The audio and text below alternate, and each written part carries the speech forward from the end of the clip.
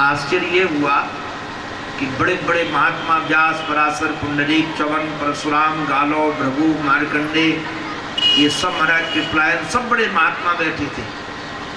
और महात्माओं के बीच में एक देवी जी आ गई, सुंदरी।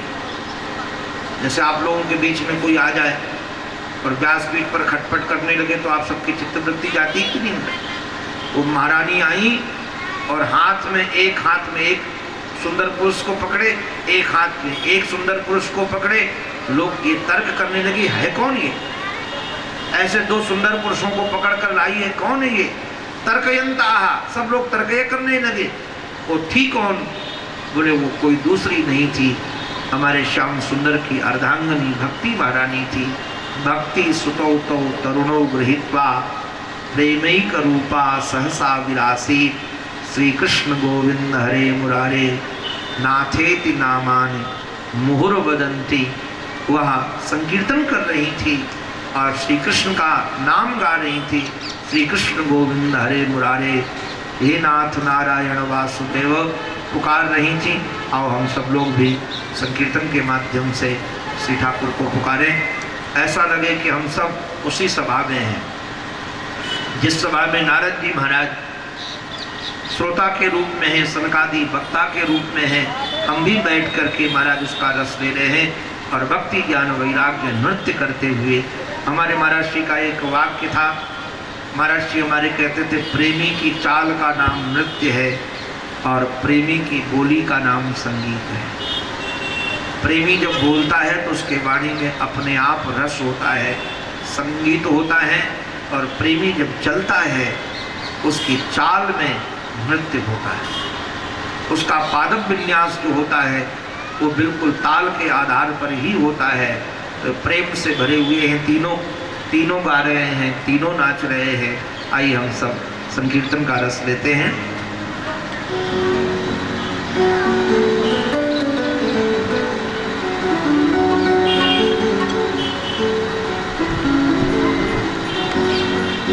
पहले सुनकर के कथा सुनेंगे तो निश्चित रूप से आज में अभिरुचि बढ़ेगी, आपकी प्रीति बढ़ेगी, और प्रीति में रसोत्पत्ति होती है। पद्म पुराण के अंतर्गत ये जो महात्म्य कहा गया है, इसमें दो बातें हैं। एक में तो भक्ति ज्ञान और वैराग्य के वर्धन की चर्चा है। कई बार हमारे हृदय में प्रेम तो है किंतु ज्ञान वैराग्य नहीं है। अच्छा, वैराग्य माने बाबा जी बनना नहीं है। कई बार लोग सोचते हैं वैराग्य का नाम लो तो सोचते हैं कोई बाबा जी होगा, कोई लाल कपड़ा वाला, दाढ़ी वाला, जटा वाला, तिलक वाला, माला वाला। वैराग्य इसका नाम नहीं है। वैराग्य का अभिप्राय है कहीं भी रहो, किसी भेष में, किसी देश में, आपके हृदय में किसी से राग न हो, किसी से द्वेष न हो। ये राग ठंडी आग है और द्वेष प्रज्वलित आग है। ये राग भी तुमको परिणाम में जलाएगा। आज किसी से आप मोहब्बत करोगे तो कल रोना पड़ेगा, पक्की बात है। अब जैसो बाप अपनी बेटी से प्यार द्वारा प्रेम करता है, अनुराग से भरा है, स्नेह से भरा है, और जितना स्नेह से भरा होगा बेटी के जाने के बाद उतना ही रोएगा, और बेटी को जाना पड़ेगा ही। और जितने राग से भरे होगे उतना रोगे। तो राग भी न हो किसी से और द्वेष भी न हो किसी से, दुश्मनी न हो किसी से, इसका नाम वैराग्य है। अथवा शिथिलता हो। शिथिलता का अभिप्राय पूर्ण रूप से राग द्वेष तो नष्ट होना बहुत कठिन है। न्यूनता हो, उसका आवेग कम हो। और ज्ञान माने ये भौतिक विज्ञान का ज्ञान नहीं, भगवत ज्ञान। क्योंकि यदि भगवान को आप जानोगे नहीं, अच्छा अधिकतर भगवान को लोग मानते हैं, जानते नहीं हैं। ये जितना अधिकतर मंदिरों में भीड़ लगी होती है, ये सब मानने वालों की है, अधिकतर जानने वालों की नहीं है। और तुलसीदास जी महाराज तो कहते हैं, जाने बिन न होए प्रतीति, बिनु परतीत होए नहीं प्रीति, और प्रीत बिना नहीं भजन दृढ़ाई। बिना जाने आपकी प्रीति होगी ही नहीं। तो आप मानते तो हो कि इस मंदिर में भगवान है, जाना चाहिए, हमारी कामना पूरी हो जाती है, किंतु परमात्मा को जान करके जब प्रेम करोगे तो सच्चा प्रेम वही होगा। ये बिन जाने जो प्रेम होता है, ये प्रेम की शुरुआत मान सकते हो, किंतु प्रेम की प्राप्ति नहीं है। इसलिए ज्ञान हमारे जीवन में हो, भगवत ज्ञान हमारे जीवन में हो। अच्छा उदाहरण के लिए देखो, जैसे कोई जौहरी को हीरे का ज्ञान है, अब हीरा चाहे किस रूप में आ जाए वो हीरे को पहचान जाएगा। अच्छा उसको साफ सुथरा हो तब भी पहचान जाएगा, मटमैला हो तब भी पहचान जाएगा, चौकोर हो तब भी पहचान जाएगा, डायमंड कटिंग गोश डायमंड की तब भी पहचान जाएगा, बिना डायमंड कटिंग का भी पहचान जाएगा, क्योंकि उसको पहचान है। और हम आपके जीवन में हीरा को मान लेते ये हीरा है, कई बार नकली चीज को भी हम हीरा मान लेंगे, क्योंकि हम हीरे को जानते नहीं है, केवल मानते हैं कि हीरा है। तो जानना बहुत जरूरी है। हम भगवान को जान जाएं तो भगवान फिर किसी रूप में हमारे सामने आ जाए, किसी रूप में आ जाए, हम परमात्मा को पहचान जाएंगे। इसमें बड़े दृष्टांत से बात रखी गई है। इन्होंने कहा कि देवर्षि नारद जी ये भगवान के मन है। नारद जी माने भगवान का मन। वैसे नारद शब्द का अर्थ होता है, नार माने होता है ज्ञान, और दा माने ददाती। अथवा नार माने अज्ञान भी है, और द्यति खंडयति वा, जिसको जो अज्ञान का खंडन कर देता है उसका नाम नारद है। अथवा ज्ञान का दान करता है उसका भी नाम नारद है। इस कथा से आप सब परिचित है, केवल मैं आपकी दृष्टि खींच रहा हूं। नारद जी महाराज सारे भूमंडल में घूमे, भारत के प्रसिद्ध प्रसिद्ध तीर्थों में गए, किंतु तीर्थों में तीर्थता नजर नहीं आई, साधुओं में साधुता नजर नहीं आई। ये सारहीनता है। कलयुग में देखने में वस्तु होगी किंतु वह होगी नहीं। हंसना मत, कलयुग आते आते देखने में नारी होगी किंतु अंदर से नारी होगी नहीं, अंदर से पुरुष बन गई होगी। आज सारा प्रयास यही किया जा रहा है कि ऊपर से नारी दिखे किंतु अंदर से पुरुष हो जाए। कि मिलिट्री में उनको करना, पुलिस में स्थापित करना, उनके सौकुमार्य को, उनकी कोमलता को, उनकी रिजुता को, जो उनके दया का सौहार्द भाव को, वो सब नष्ट करना है कि नहीं? नष्ट हो जाएगा धीरे धीरे। ऐसे जो चीज ऊपर से दिखती है वो अंदर से है नहीं। कलयुग में होगा क्या, साधु दिखेगा किंतु साधु अंदर से नहीं होगा। आश्रम दिखेंगे किंतु अंदर से आश्रम नहीं होंगे। यही सारहीनता है। तीर्थ में जाएंगे किंतु तीर्थता नहीं होगी। तीर्थ का नाम होता है तरंती अनेन, जिसमें रहने से व्यक्ति तर जाए, किंतु तारने का सामर्थ्य तीर्थ में रहेगा नहीं, क्योंकि तारने का सामर्थ्य तब रहेगा जब वहां भजन करने वाले हों। तीर्थ में तीर्थता आती है साधुओं से, भजनानंदियों से। वातावरण के कारण वो भजन होगा नहीं, वो तारने का सामर्थ्य चला जाए। अच्छा, गृहस्थ आश्रम का दर्शन किया, वहां भी बड़ी विलक्षणता है, वहां अनुशासनहीनता है। केवल चाम दाम के पुजारी गृहस्थों में भी दिखने लगेंगे। माता पिता के घर में चलेगी नहीं। तरुणी प्रभुता गे हे श्याल को बुद्धिदायक कहा। जैसे जैसे कलयुग आएगा तो बहू रानी मालकिन होगी और सास रानी नौकरानी होगी। बहू रानी सास को कह देगी काम करना है कि नहीं करना है, यहाँ बक बक मत बोलो, चुपचाप काम किया करो। तरुणी प्रभुता के। अच्छा, शालको बुद्धिदायक कहा, ये सारे लोग सलाहकार बन जाते हैं। हमारे ब्रज में तो एक कहावत है, दीवाल बिगाड़े आरो और घरे बिगाड़े सारो। आप लोग भी किसी के साले होंगे, ध्यान रखना। कम से कम अपने सालों को तो न रोक सको, अपने साले को तो रोको कि किसी के घर में हस्तक्षेप न करो। हम ये ध्यान रखे कि ये अपनी मर्यादा है। तो ये दोष देख करके दुखित हो गए। वृंदावन की पावन पवित्र भूमि में एक सुखी स्त्री के दर्शन हुए। बड़ी सुंदर थी, किंतु ऊपर से दिखती थी सुखी, अंदर से दुखी। आज यही है। हमने कई बार, हमारे एक मित्र हैं, अब तो मैं पहचानने लगा हूं, वो जब दुखी होते थे तो बहुत हंसते थे। कहीं से चोट खाए होते थे तो इतने हंसते थे। तो पहले मुझे लगता था कि ये बड़ा कुछ आज पा गया है, किंतु अब हंसता है तो मैं जान जाता हूं कि ये बहुत अंदर से दुखी है। ये दुखी लोग महाराज अपने दुख को छुपाने के लिए हंसने लगते हैं, मुस्कुराने लगते हैं।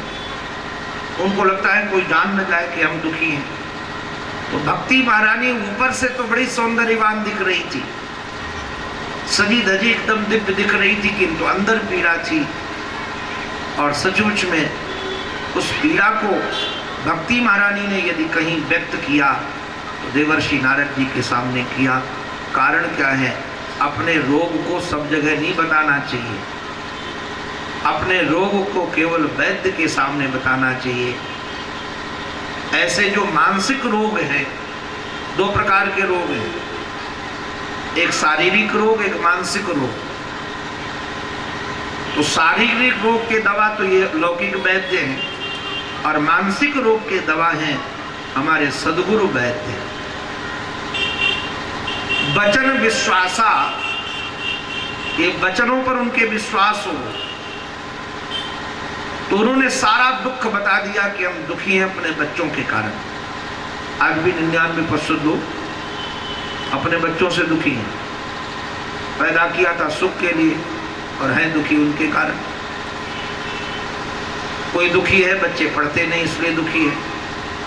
कई लोग दुखी हैं बच्चों का ब्याह नहीं हो रहा है, भी दुखी है।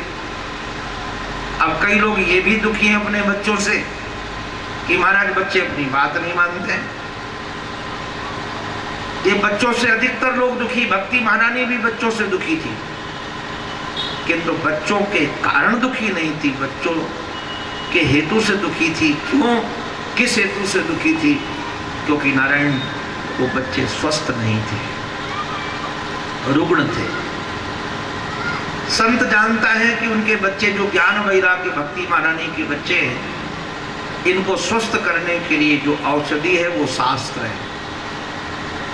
बिना शास्त्र की औषधि नहीं मिलेगी। गीता सुनाया, रामायण सुनाया, भागवत सुनाया।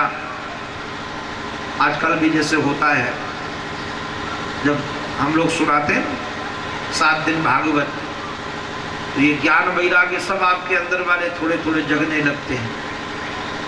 ये 7 दिन तक तो क्यों रणवीर साहब जी जगते हैं कि नहीं? कथा के समय तो जग जाते हैं, और कथा में ये सोचते हैं कि अब तो बस इसके बाद ऐसे जीना है जैसे कहा गया है।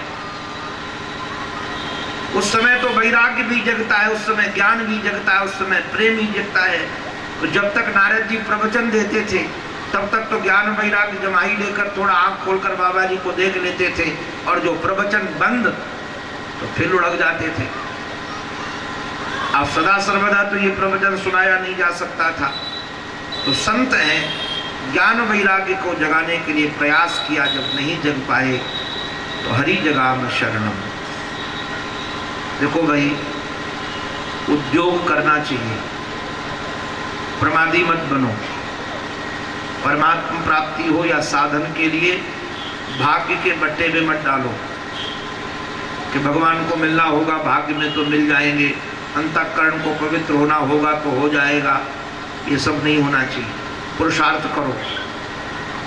आप कहो पुरुषार्थ करने के बाद भी सफलता नहीं मिलती है, तो हम लोग तो कर ही रहे हैं, बचपन से पुरुषार्थ कर रहे हैं ज्ञान वैराग्य के लिए, किंतु कई बार शिथिल हो जाता है, कई बार तैर जाते हैं, पार हो जाते हैं। तो प्रयास करने के बाद भी सफलता न मिले तो प्रार्थना करो। वैसे प्रार्थना और प्रयास दोनों साथ चलने चाहिए। प्रयास हो और प्रार्थना हो, प्रयास भी सावधानी पूर्वक हो और प्रार्थना हो। नारद जी महाराज ने जब प्रार्थना की तो आकाशवाणी सुनाई पड़ी, सत्कर्म कुरु देवर्षे। अरे देवर्षे, तुम सत्कर्म करो। और सत्कर्म किसे कहते हैं ये तुम्हें संत बताएंगे। ये भगवान भी महाराज बड़े विलक्षण, इनसे थोड़ा सावधान रहना। वैसे तो मैं हंसकर एक बात कहता हूं, ये संत और भगवंत दोनों की मिली भगत है। ये दोनों अंदर अंदर से मिली है, समझौता है। हमारे आश्रम की जो व्यवस्था संभालते हैं महाराज जी, बांजी महाराज, उनकी और हमारी मिली भगत है। कैसे मिली भगत आप समझ जाएंगे। हमने उनको कह रखा है कि जो आपको करना हो आप करिए, हम आपके साथ खड़े हैं। आंख बंद करके आपके साथ खड़े, हमारा उनका समझौता है। अब उनको जो नहीं करना होता है ना, आपको बताए, बड़ा विलक्षण है। उनको जब नहीं करना होता है कोई काम, तो पता है क्या करते हैं? कहते हैं आचार्य जी से पूछ लेना। जब वो कह दे कि आचार्य जी कहेंगे तो करेंगे, इसका अभिप्राय उनको करना नहीं है। किंतु लोग सोचते हैं महाराज जी से तुरंत हो जाएगा। और हमको ये भाषा पता है, अगर उन्होंने किसी को ना करके कह दिया कि आचार्य जी करेंगे तो मेरे पास आता है, तो मुझे पता है कि उसको ना ही करना है। उसको हाँ करने की जरूरत नहीं, क्योंकि हम दोनों का अंदर से समझौता है, क्योंकि उनके मन की करना है हमको। ऐसे भगवान और संत दोनों मिले हुए हैं। आप भगवान से मिलोगे, आप देखिएगा, सबरी मैया भगवान से मिली। रामचरितमानस में इसको पढ़िएगा। भगवान कहते हैं मोते अधिक संत करि देखा। और प्रारंभ भगवान ने किया भक्ति का, प्रथम भगति संतन कर संगा, दूसर रति मम कथा प्रसंगा, गुरुपद पंकज सेवा, तीसर भक्ति अमान, चौथ भक्ति मम गुण गण करी कपट तजिगान। ये जो वर्णन किया संत से चालू किया।